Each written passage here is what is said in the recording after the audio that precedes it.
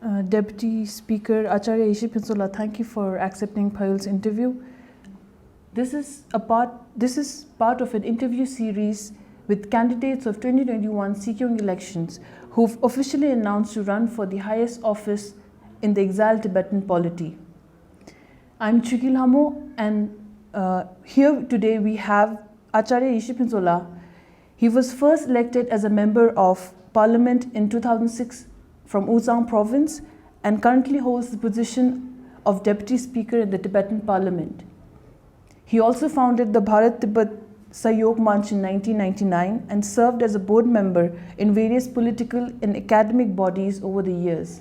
So let us begin with the questions. My first question would be about the dialogue between the Tibetan and Chinese sides, which have been stalled since 2010. How do you plan to restart talks between the two sides, and what new steps have you planned to resolve the Tibetan issue? Regarding the how to resolve the Tibet issue,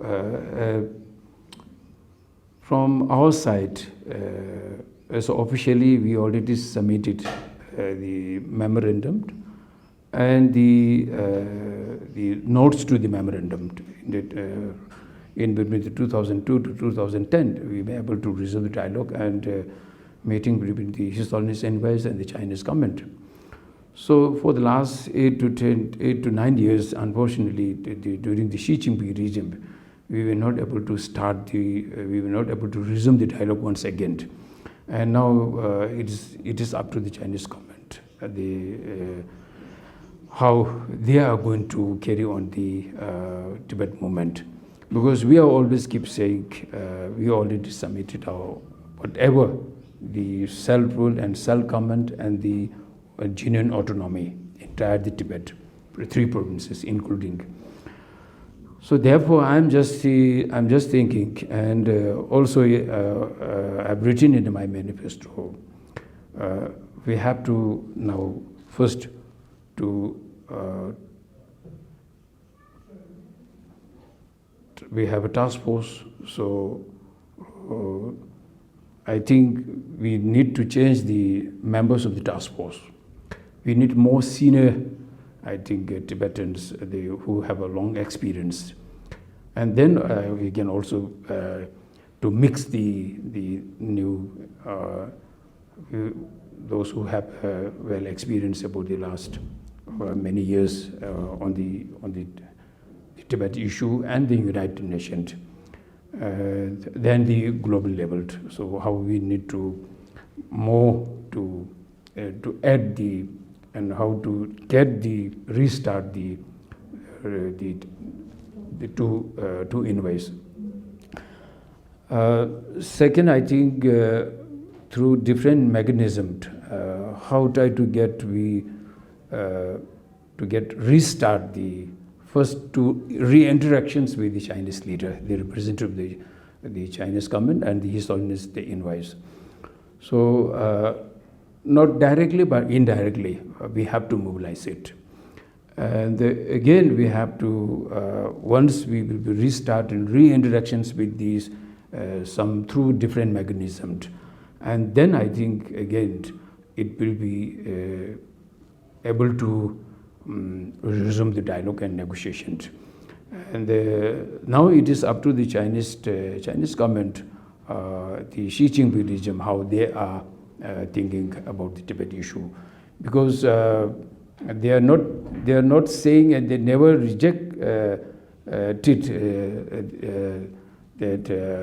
the negotiation and dialogue, but they always keep saying we are ready to resolve the dialogue and the Tibet issue.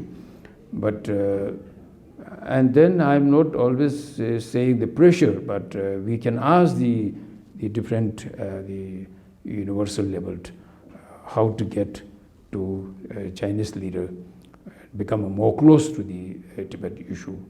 And I'm also sometimes saying the Tibet issue should be go on the non-violence and without misusing by the anyone. Because if our issue will be misused by someone, then I think our issue will be not easy to resolve. So directly, through interactions with the Chinese leader, with his Holiness envoy, and then I think it will be somehow. I'm thinking, I think, really positive. And I have many friends, many international friends, and particularly now, India and China, a little bit different conflicts, but even then, I think through the mechanism of such a indent, there's too many mechanisms. So at least we have to restart to interactions between two. Then I think dialogue and resuming the issue will come up. Okay. So, as we talked about the resolution, how we can come about the resolution, CTA's approach, middle way approach, has been the official stance. However, Beijing has not only categorically rejected the approach, but we have seen the model of one country, two systems collapse in Hong Kong. Do you think Umelam approach is still viable? If so, why? One country, two system is not a new thing for the present scenario in the Chinese system, because one country, two system was started from the 1951 during the agreement between the Chinese government during that Chinese government and then the present, the continuity of the system. I'm not comparing the Hong Kong issues and the Tibet issue. Hong Kong issue is the British government has handed over them. Our issue, no one is going to hand over them. We are trying to resume the dialogue, and through the one country, two system. The issues between the Hong Kong and Macau are very much parallel, but Tibet issue is not able to compare all these issues. So it's very different. So it is, China never mentioned that whatever they have passed the resolution for the pressurization and on the Hong Kong, but regarding the Tibet issue, on the basical which they have mentioned from the Deng Xiaoping, and then from the decades. Even today, the Chinese government always saying that their willingness is to resolve the Tibet issue through the dialogue, through the negotiation. They never reject our issues. So therefore, I think not yet responded. Yeah, but only the Xi Jinping regime, they have not given any some response. But I think Xi Jinping, he have lots of conflicts, problems inside China, and the current scenario, I think China is not able to survive by themselves. So therefore, I think it is up to how they are going to settle down for themselves. And later on, I think we will easy to resume the one-second dialogue. But let me just add how Hong Kong has been an autonomous state for some time now, and we have seen protest over the last year. It was quite violent, but still they introduced the security law, and it has been, now the protests have completely stopped. Given the situation in Hong Kong and given the situation in Tibet is far worse than what it is in Hong Kong. Do you think China will give away its stance on Tibet and will resume talks with us? Hong Kong, actually, as I already mentioned, there's no comparison between the Tibet issue and the Hong Kong. Hong Kong and Macau is a special administration, not autonomous region. Just after illegally they occupied Tibet during the Mao Zedong's regime, and after the 65, they declared that the autonomous region. But unfortunately, the today's autonomous is not included entire the Tibet. We are asking the entire Tibet, the historical Tibet. which is included for the Cholkasump. So Tibet still in their constitution is an autonomous region. There's 3 autonomous regions, 2 administrative or administration, special administration. Hong Kong and Macau is not autonomous region. They are completely under the Chinese, and their race are same. Tibet's issue, we are not same race. We are different race as from the Han Chinese. And then the Macau and then the Hong Kong, their race are very much similar. So because these 2 special administrative or administrations, which is under the Chinese government, under the Chinese constitution, the British has just handed over the 1997. So we will never and ever to compare the issues whenever we try to keep Tibet issue much above all these issues. So my third question is more focused on the exiled Tibetan community in India. So migration of Tibetans from the Indian subcontinent to the West is a fact, and the shifting demographic may pose challenges to the Tibetan movement in India. The current administration has said that the issue is being closely watched and that it could pose both challenges and also provide new opportunities. What is your take on the matter, and how do you plan to address it? Actually, the Tibetan in exile, we have 150,000. Officially, we always keep saying, and the 40 lakh Tibetans are still inside Tibet. Among the 150,000, the Tibetan community in exile, now in this day, for the after the 90s, the resettlement. The first resettlement was in Canada and then in the Switzerland. This is the not first, I think, resettlement which was started in 1990s. After the resettlement, the US, or then recently the Tibetans resettlement in Canada, and then the former political prisoners who the Australia government has tried to adopt them.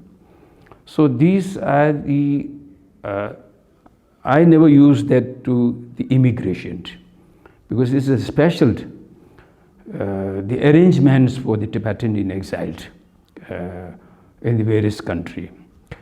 And the numbers of Tibetans now, they are also settled in various different Europe, like in France and Belgium. Now these days, even also in various the Europe, like Switzerland and Austria, and then the Holland. So I have seen in 2000, when I was in National Democratic Party of Tibet as a president. I've been there in 2006 July. My peace walk for the European Tibet support groups. More than 49 days, we walked 700 kilometers with the European peoples. At that time, in France, there is no allowed to Tibetan peoples as stay there. And after the 2004, the law has been changed. Even in Belgium, I've been all these 3 countries.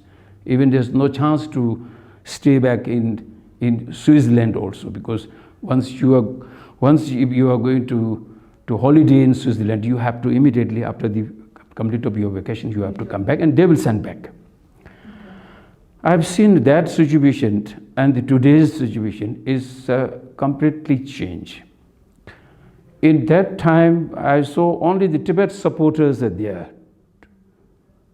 They always do the demonstrations in favor of the Tibet issue. They do peace walk and peace march, and they organize the conventions. Now, Tibetans are scattered in the different nations. Now we achieve the lots of, I think, Tibet issues mobilized in a global level. We have to think on that, I think, positive. And second thing, it's very much beneficial for our Tibetan people's livelihood. And once the Tibetan peoples be able to stay their livelihood, they also contribute financially, not only the demonstration, not only the physically, but mentally and financially and everything. And they never, I think, they will never give up the Tibet issue.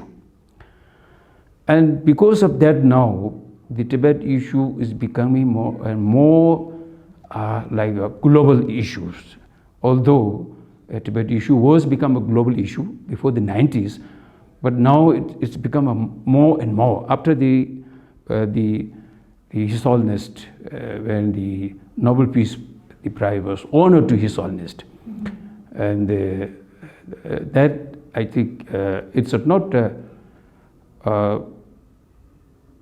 I never saw this is the negative way, but I always keep saying this is the positive way.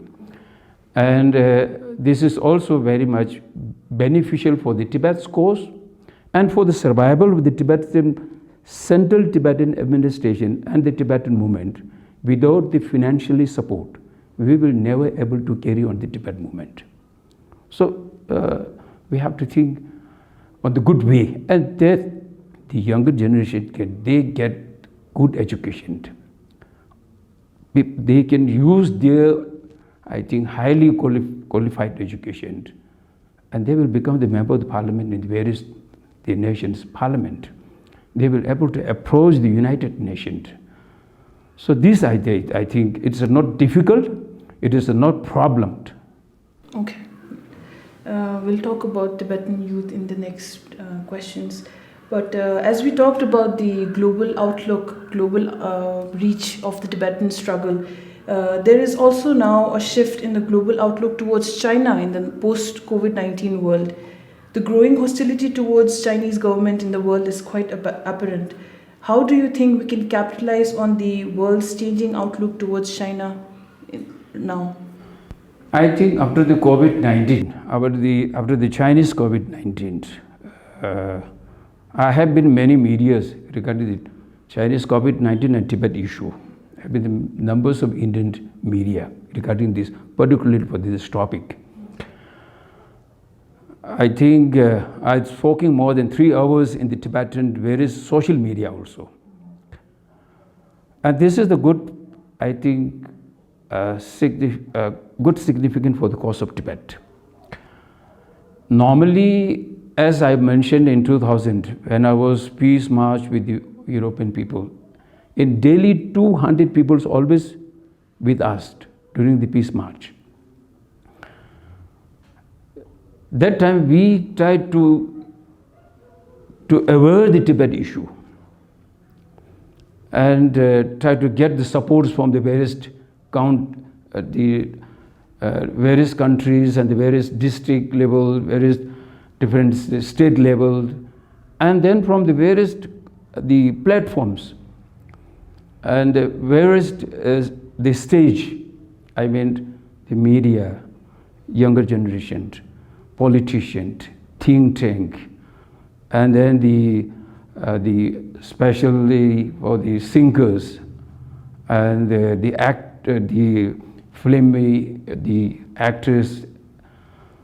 Now, once the Chinese COVID-19, now everyone knows how China is cheating, and for the last 6 to 7 months, I'm always keep saying we are, I think due to this COVID-19, we have become like a prisoner. And due to this Chinese COVID-19, I think unfortunately we have to wear the mask. And unfortunately, everybody, either the rich or poor, yes, everybody have to wear the mask and the sanitization. So this is the, I think people realize that. Mm-hmm. And for the last 6-7 months, the COVID-19 from China is and from the bottom of the, I think, of this low level or the upper level, whatever, everybody says China's COVID-19. Everybody knows about it. And then through the media, they got how the China is cheated. And now the most of the nation is become against today's Chinese government policy. And now we are getting a much more support from the various different ways. Now we are very easy to approach the Tibet issue if we will able to do after the COVID-19. And these days, the last I think 6 or 7 months, I've been in various the webinars. Even I mentioned that now the seminar has become like a webinars. This is unfortunate. But this is also good because through the webinars, normally we will never able to outreach in the global level. But this webinar, we can able to reach in the global level. So this is, I think, we have to think the positive for the cause of Tibet, but just not to realize it, but we have to do something. Now this is the good opportunity for each and every Tibetans. And entire the Tibet supporters, they are also ready to do now for something for the cause of Tibet, and particularly for the India and the neighboring of the Indian countries. They have now frustrated with the Chinese government policy. And now we will easy to speak the Tibet issue in front of any platform, any community, and particularly in India. Yes. Okay, so over the last few years, the exiled Tibetan community's unity has been affected by infighting, which I think you might agree is clearly a problem in our society. What will be your solution to that problem? Among Tibetans? I never feel there is problems among the Tibetan community. There is a lot of infighting. This is the democracy, I think. Democracy always welcome to the different thoughts and different views. Sure. And without the differences, ideologies and concept, we will not able to succeed the democratic. Because as I am a political scientist, my background is I studied the Western political thought and comparatively Buddhism. And when we speak about the democracy, a politician, a political scientist, economist. Unfortunately, we don't have that much political scientists. We have many intellectuals, we have many economists, we have many the intellectuals, scholars. So I think most of them are not easy to understood the views and ideas and concept. But then I can say, unfortunately, our conflict is unnecessary conflicts. We are not fighting as on the basis of the political ideology. As I mentioned, social democracy, liberal economic, conservative, and then there's more than 50 to 60 different political parties in the global level. Now my book is coming very soon in Tibetan. The countries, the various nations' constitutions, I've compared, I've studied for more than 200 countries' democratic systems constitution. So I hope it will be useful for the next Tibetan community. So we must try to take everything should be easy. Whenever a conflict and issue will come in front of you, I am always trying to take most easiest ways how to resolve, how to carry on. Conflict is even among the families also, even in the community. But how to handle the conflict. Sometimes unfortunately, those who are not well known about the in depth of the political, they create the conflicts to the conflict. But as you mentioned that the conflicts are mostly unnecessary, but what I was trying to get at was how conflicts arise in our community on the basis of religion and regionalism, and that has been very apparent in the last Sikyong race also. So you don't think? I don't think so, because it's a rationalism or as a provincial or religion, because as my individual and the personal, for the last 33 years, I'm always trying to become a neutral person, non-controversial. If a leader is controversial or leader is unneutral, and then it makes a conflicts. So which is becoming a conflict among the Tibetan community, that I'm not taking on that direction. You're neutral on that the provincial or religion. Mm-hmm. It is due to the leaders. They are by themselves are controversial, and then they are unneutral. So that reason the peoples are trying to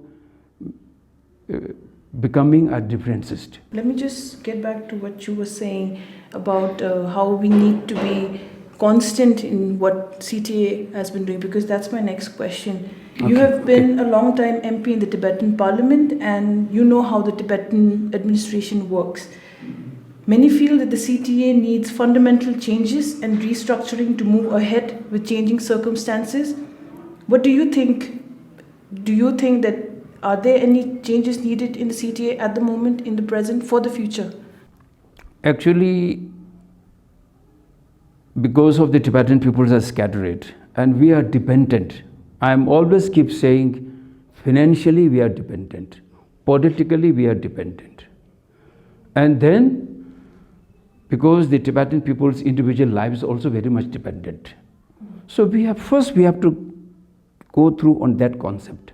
We are not running independent nations like India and other nations. So, as I already mentioned in the earlier question, for the last 60 years, whatever we create everything, we already established everything. Now we have to try to strengthening, and for the strengthening of the Tibetan community, as a school, now there's numbers of schools we have, more than 72 schools. And each and every school is now lacking of the students. And then financially, the teachers. So now the India government education policy has been changed, a huge change, very much similar to our education policy. And now there's no 12th class. Now after the class level, everybody will become the college level. The 5 plus, 3 plus, 3 plus, 4 plus. 5 plus, 3 plus, 3 plus, 4 plus. Now this is the Indian government education policy. Because unless we will not go through the Indian government education policies, we will not able to independently go our own way, because we have to go through the Indian education examination system, the university system. So now I am always now thinking that we should restructure the school. And then for the strengthening of the Tibetan settlement, we have a cooperative society. We have a society registration. For the strengthening of Tibetan farmers and the irrigations, the India government has changed huge policies these days now, just recently due to the COVID-19. So because of this COVID-19, we have learned many things. Now the government of India has reduced the syllabus also. Yes. So now we have to go through the new systems little bit, I think, as the present the scenario. But we will need changes.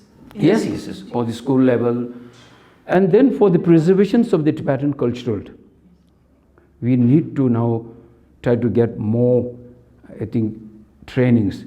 The government of India has, in the education policy, from the class 6, everybody have now rights to learn, have to learn the vocational trainings. It is become like an academic, included in the academic system. So it's very much similar to the, as I mentioned in our education policy, but in our education policy, we have given the vocational academic education is up to the class 10. Now, the government of India has given a very good, I think, the example during from the class 6 to the class 11.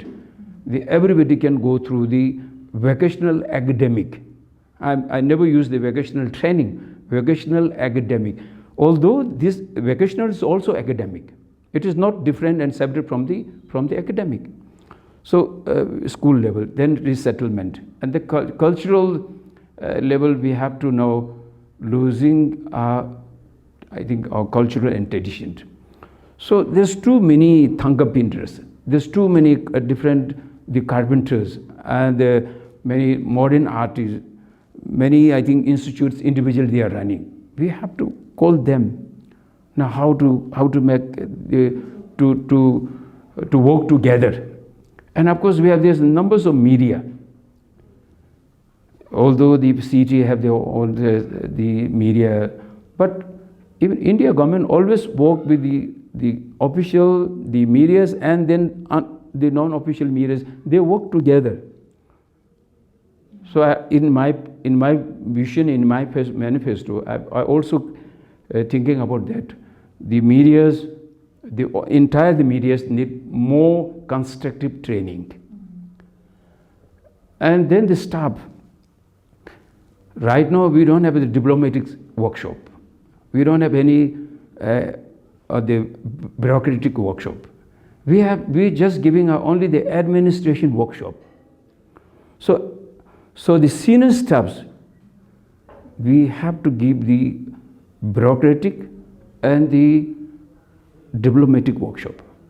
Because if you are setting the secretary who is working in the Home Department, you are just sending him transfer to the Office of Tibet in London or Office of Tibet in Australia. How he can handle? How he can try to become a diplomatic? How he can become a bureaucratic? For the law staff, we have to give the trainings to them, to the civil services, and then the administrative nature to the workshop. So then the administration will go smoothly. How to deal with the public, how to talk with the public, how to handle the public. So these are the, I think, in my manifesto I've written in the. I've also spoken several times in the social media for more than 41 points, which I already prepared. So very soon I'm going to release my manifesto. I'm just planning on the Gandhi Jayanti, I will release. Although I've spoken at several social media, but now officially I'm the first person who I think declared myself as a Sikyong in February. As a political scientist and a politician, so therefore I declared not like I just declared in a low profile, not in the high profile, because always my well-wishers saying that even not only the Tibetan, even the Indian peoples also, we need humble and simplicity. Because of the humble and simplicity of His Holiness, we are getting really the huge support for the cause of Tibet. Acharya is nothing. Nobody will be, I think, the Acharya gives an important because of His Holiness, because of His Holiness blessing. And whenever we can meet with any Indian leaders, whenever we can talk with any international people, then when His Holiness is such a, I think, respectful. Many international people, they never say His Holiness is a popular. His Holiness is a respectful, most respectful. And then Shah Rukh Khan is a popular. So like these are the, I think so I am not trying to become my popular. I am trying to serve as Nehruji has mentioned, Vinobabaji has mentioned. Peoples are master, the leaders are servant. So I always say for the last 33 years, and I serve many Tibetans who needs help. I've never shown that it. The winter sorter sellers, they always keep asking for me to, Acharyaji, we need your support. Okay. Before we wrap up the interview, the last question would be: you've talked vaguely about the changes that you might bring if you get elected to the office. Yeah. Is there any specific work that you have in mind? If you get elected, what will be your first big change in the office? First, I have mentioned in my manifesto, because now in all the departments we have too many sections. I think we don't need too many sections. Supposed to be in the home department, we can just keep 3 sections. And even in the education department, we can keep more or less 2 to 3 sections. And under these 3 different sections, you can try to, sometimes we can say for only 2% staffs are there. This is one section. What it means? So I'm going to start, because youths are demanding, their needs are special sections for the youth, to always to look after the younger generations, either in the university or in wherever the youths who are working in the different platform. So youth and women, the skill and empowerment section, I'm just thinking that it should be started in the education department. And then under these sections, the career consult, these are very much similar.